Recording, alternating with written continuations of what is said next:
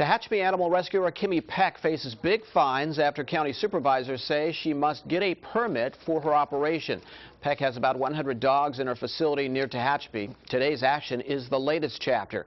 Eyewitness News reporter Carol Ferguson just got back from today's session. Carol?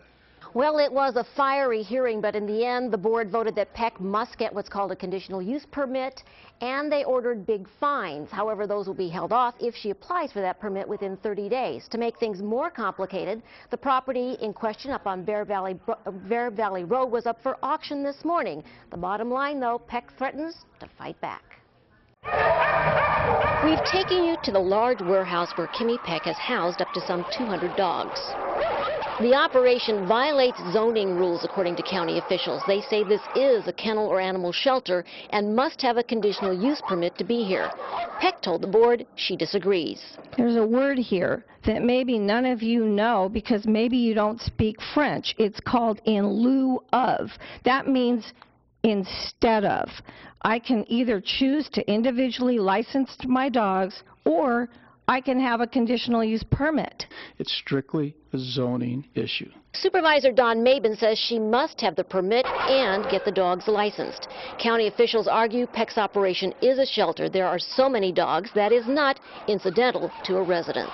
The activities do not constitute a public nuisance.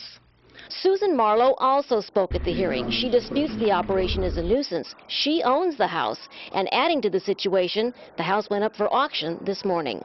Hold in abeyance the penalties for 30 days if there is a bona fide effort. The board voted the operation is a nuisance and Peck must apply for a permit. Conditional use permit. But Peck says if the house was just auctioned off, where would she apply for one?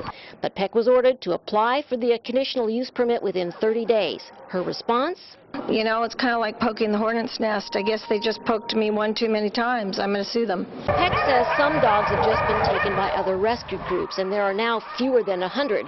But what about them? I have a very large fifth wheel being turned into something to haul little dogs in. We are probably going to travel across the country.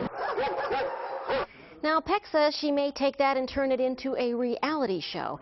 But as for the real legal action, she and the property owner, Susan Marlowe, were fined $5,000 plus $500 a day. However, that'll be on hold for 30 days. We'll let you know what happens next and also what happened as far as the property auction. Back to you.